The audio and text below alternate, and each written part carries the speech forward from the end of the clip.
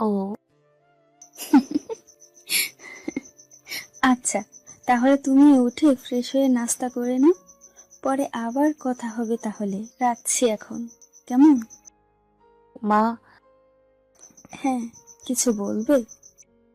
মেহুল ইতস্তত স্বরে বলল, আপনার ছেলের সাথে আপনার কথা হয়েছে?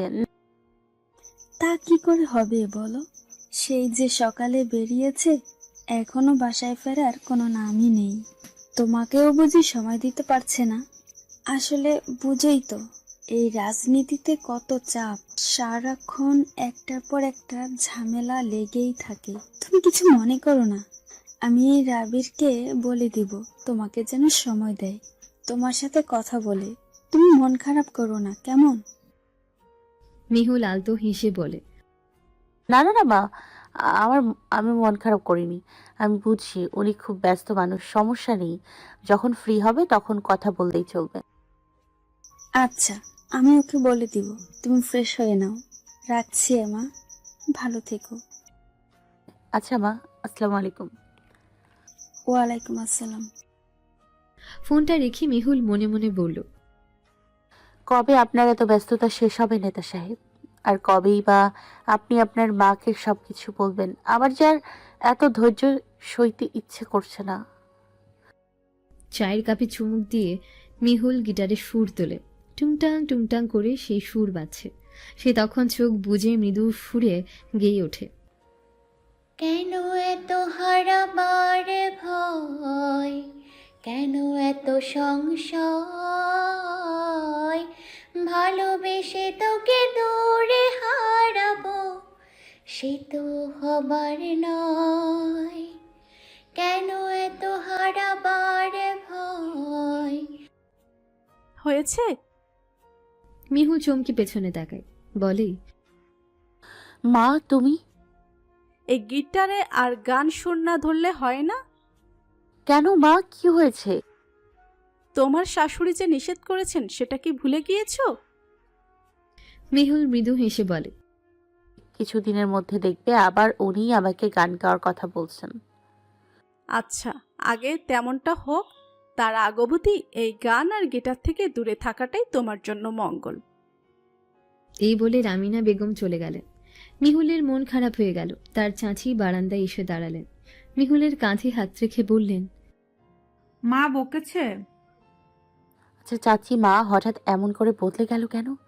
মা তো কখনো এমন করেনি। আমি গান গাইলে মা বরং খুশি হতেন, অথচ এখন কেমন রাগ দেখান যেন। গান গাওয়া উনি একদম সহ্যই করতে পারেন না। মা কেন এমন করে বলতে পারো চাচি? চাচি মিহুলের মাথায় হাত বুলিয়ে দিয়ে বলেন, প্রত্যেক মা চান তার মেয়ের বিবাহিত জীবন যেন সুখের হয়। তোমার মা তো দুশ্চিন্তা করেন, ভাবে তোমার এই গান গাওয়া নিয়ে তোমার শ্বশুর বাড়িতে কোনো ঝামেলা হয়, যদি তোমার সাথে ওনারা খারাপ ব্যবহার করে ফেলে। তাই তিনি তোমার আগে থেকে নিষেধ করেছে, তোমার কথা ভেবে করেছে, কেবল তুমি সেটা বুঝতে পারছো না। আমি গান গাইতে পারলেই সুখে থাকবো, মাও সেটা জানে। ওনারা আমাকে গান গাইতে না দিলে আমি ওনাদের মেনে নিব না। তুমি গিয়ে এটা মাকে বলে দিও। হ্যাঁ, তারপর তোমার মা আমাদের দুজনকে নিয়ে বুড়িগঙ্গা নদীতে ফেলে আসবে, সেটাই চাও তুমি, তাই না? চাচির কথা শুনে মেহুল হেসে বলে, সমস্যা নেই, তখন তোমার বিদেশি জামাই তোমাকে এসে বাঁচাবেন, আর আমার নেতা সাহেব আমাকে এসে বাঁচাবেন। চাচি তখন ভ্রু নাচিয়ে বললেন, ওহো, আমার নেতা সাহেব এই না? হুম। চাচির কথা শুনে মেহুল যেন লজ্জা পেয়ে যায়। মাথা নিচু করে বলে, যাও তো চাচি, আমি এখন মজা করার মুডে নেই। চাচি হেসে বললেন, তা মুড চেঞ্জ করার জন্য আপনার নেতা সাহেবকে ডাকবো নাকি? মেহুল চোখ মুখ কুঁচকে বলে। উফ চাচি। চাচি হেসে সেখান থেকে চলে যান। মেহুল জোরে নিঃশ্বাস ফেলে। অবাক হয় সে। সে কি আজকাল একটু বেশি রাবিরের কথা ভাবছে না? তবে কি সে এত তাড়াতাড়ি রাবিরের উপর ইমপ্রেসড হয়ে গেল? না না, মোটেও এত তাড়াতাড়ি লোকটার উপর ইমপ্রেসড হওয়া যাবে না। লোকটাকে আরো ঘুরোতে হবে। আরও পরীক্ষা করতে হবে। তারপর সব পরীক্ষায় উত্তীর্ণ হওয়ার পরই সে একেবারে ইমপ্রেসড হবে, এর আগে না। খাওয়া দাওয়া শেষ করে মেহুল রুম জুড়ে পায়চারি করছে আর বারবার তার ফোনের দিকে তাকাচ্ছে। রাবির এখনও কেন কল দিচ্ছে না? মায়ের সাথে তার কথা হয়েছে কিনা কে জানে। মেহুলের বেশ অস্থির লাগছে। মা যদি রাজি না হয় সেই ভয়ও পাচ্ছে সে। এদিকে রাবিরও কল দিচ্ছে না। সব মিলিয়ে তার এখন পাগল পাগল অবস্থা। অপেক্ষার প্রহর শেষ করে অবশেষে তার কল এলো। সে সঙ্গে সঙ্গে কল রিসিভ করে বলল, এতক্ষণ লাগে একটা কল দিতে? আমি কখন থেকে অপেক্ষা করছিলাম জানেন? রাবির ভীষণ অবাক হয়, বলে, আপনি আমার কলের জন্য অপেক্ষা করছিলেন? আমি তো ভাবতেই পারছি না মেহুল। মোটেও তেমন কিছু না, আমার কেবল চিন্তা হচ্ছিল আপনি মাকে কিছু বলেছেন কিনা। মায়ের সাথে কথা হয়েছে আপনার? না, এই ব্যাপারে কথা হয়নি। আসলে আমার বাসায় ফিরতে ফিরতে রাত হয়ে গিয়েছিল। মায়েরও তখন শোয়ার সময় হয়ে গিয়েছিল, তাই আর বলা হয়নি। তবে মা আমাকে একটা কথা বলেছেন, আমার ওয়াইফের নাকি আমার উপর বেশ অভিযোগ। কথাটা কি সত্যি? মেহুল ভ্রুকুচকে বলল, জি না, আমার কারোর উপর কোনো অভিযোগ নেই। মা কি তবে মিথ্যে বলেছেন? না, ঠিক মিথ্যাও না। মা সন্ধ্যায় কল দিয়েছিলেন, তখন কথার প্রসঙ্গে বলেছিলাম আপনার সাথে আমার কথা হয়নি, তাই হয়তো মা ভেবেছেন আপনি আমাকে সময় দিতে পারছেন না, আর তাতে বোধহয় আমি কষ্ট পাচ্ছি। আচ্ছা, তো আমি সময় দিতে পারছি না বলে আপনার কষ্ট হচ্ছে না? এখন এসব কথা রাখুন, আগে বলুন মাকে সবকিছু কবে বলবেন? সময় এলে ঠিক বলবো। সময়টা কখন আসবে শুনুন, আমার ভার্সিটিতে সামনে একটা প্রোগ্রাম আছে, আমি কিন্তু তখন গান গাইবো। কবে প্রোগ্রাম? সামনের মাসের 15 তারিখ। ঠিক আছে। গান গাইবো। জি। আপনার মা শুনলে রাগ করবেন না?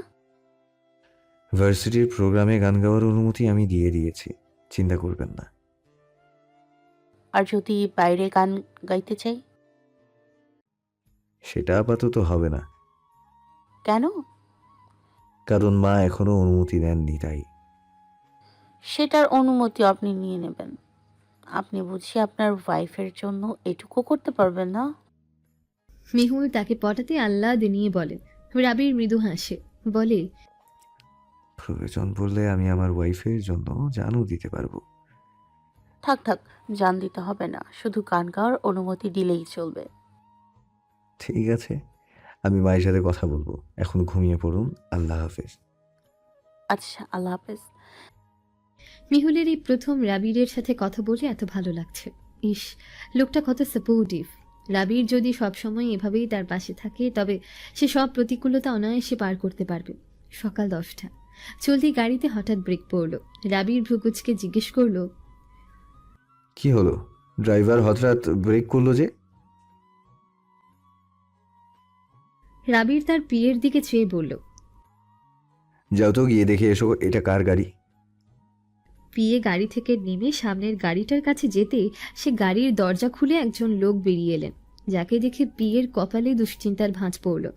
লোকটা তাকে হেসে বলল, কি ব্যাপার, তোমার স্যার বেরোচ্ছে না কেন? ভয় পাচ্ছে নাকি? পিয়ে শক্ত গলায় বলল, আমার স্যার কাউকে ভয় পান না। তাহলে যাও, গিয়ে তাকে আমার সামনে আসতে বলো। পিয়ে রাবিরের গাড়ির কাছে গিয়ে বলল, স্যার, এটা সাদরাজ আহমেদের গাড়ি, আপনাকে দেখা করতে বলেছেন। রাবিরের মেজাজ বিগড়ে যায়। রাগে কটমট করে বলে, ও কেন এখানে এসেছে? জানি না স্যার, উনি আপনাকে ডাকছেন। রাবির গাড়ি থেকে নেমে সাদরাজের সামনে গিয়ে দাঁড়ায়। সাদরাজ তাকে দেখে হেসে বলে, আরে রাবির খান, কেমন আছেন? রাবির বাঁকা হেসে বলে, আপনার দোয়ায় একদম সুস্থ আছি। সাদরাজ দাঁত কেলিয়ে হাসে, বিদ্রুপের সুরে বলল, আমার দোয়ায় কেউ আবার ভালো থাকতে পারে? কথাটা বেশ হাস্যকর। যাকগে সেসব কথা, এখন আগে আসল কথায় আসি। তা আমার ভাবির কি খবর? ভাবিকে নিয়ে আমাদের বাড়িতে কবে আসবেন? পরের বছর ইলেকশনে আবার জয়ী হয়ে এক প্যাকেট মিষ্টির সাথে আপনার ভাবিকে নিয়ে আপনার বাড়িতে ঘুরে আসবো। দেখবেন আপ্যায়নে যেন কোনো কমতি না হয়। সাদরাজ হাসে, তার হাসিতে প্রচণ্ড ক্ষোভ উপচে পড়ছে। সে বলল, পরের বছর ইলেকশনে কি হয় সেটা আগে কি করে বলবেন বলুন? মানুষের বাঁচা মরার কথা তো আর বলা যায় না। হতেও তো পারে পরের বছর ইলেকশনের আগে আপনি মারা গেলেন, তখন। রাবির শব্দ করে হাসে, বলে, হ্যাঁ, তা তো হতেই পারে।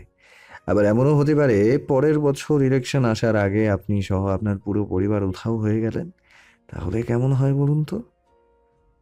সাদরাজের চোয়াল শক্ত হয়ে আসে। সে দাঁতে দাঁত চেপে বলে, নতুন নতুন বিয়ে করেছ, আমি চাই না তোমার বউ এত তাড়াতাড়ি বিধবা হোক। তাই আমার সাথে লাগতে এসো না রাবির খান।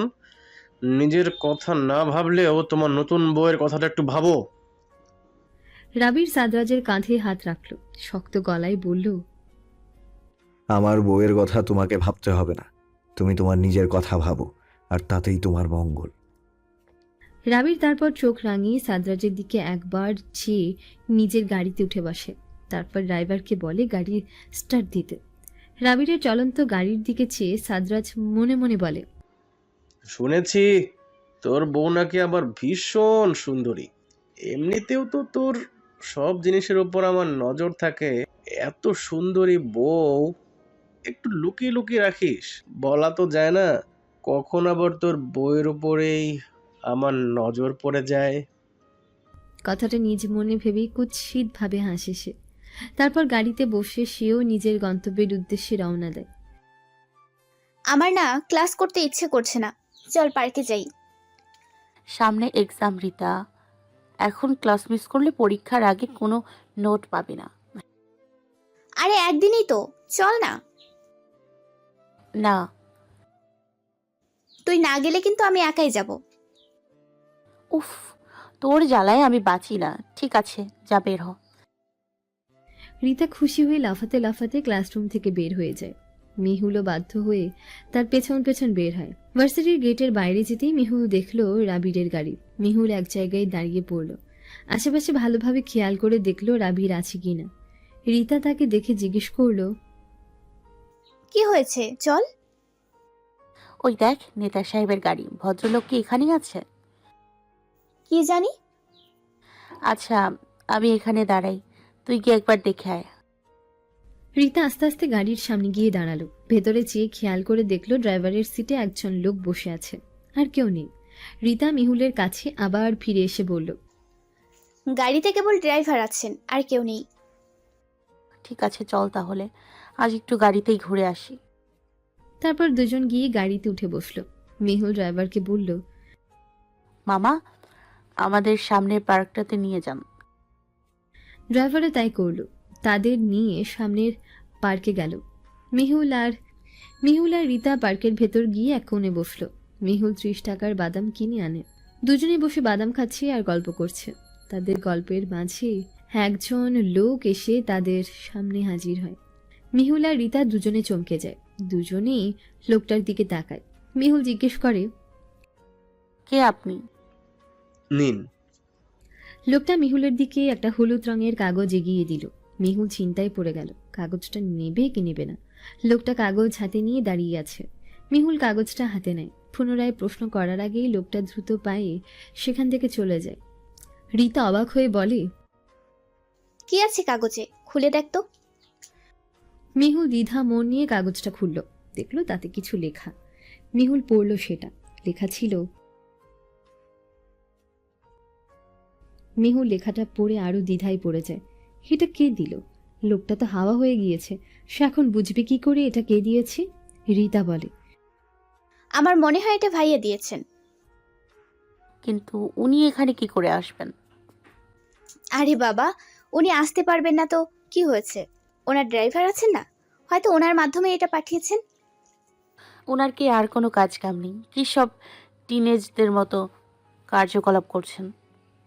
রিতা হেসে বলল, ধুর, তুই তো দেখছি প্রেমও বুঝিস না। ভাইয়া তোর সাথে প্রেম করার চেষ্টা করছেন, তুই বুঝছিস না কেন গাধি? উফ, এত সহজেই? আমার মন পা এত সহজ না। এসব চিরকুটে প্রেম দেখিয়ে কোনো লাভ নেই। আমার প্রেম পেতে হলে আরো অনেক খাটতে হবে। হ্যাঁ, দেখবি ভাইয়া সব করতে পারবে। তা তো সময় এলেই দেখা যাবে। দুপুরের খাবার খেয়ে সবেই রুমে এসে বসে মেহুল কিছু একটা চিন্তা করে আবার উঠে গিয়ে ব্যাগ থেকে সেই চিরকুটটা বের করে। সে আবার পড়ে সেটা। লোকটা হুট করেই কথা কেন লিখলো? এমন তো নয় মেহুলকে তিনি এই প্রথম সচক্ষে দেখেছেন। তার সাথে তো তার দেখার আগেই হয়েছে। আজ তবে এত প্রেম কোথা থেকে এলো উনার?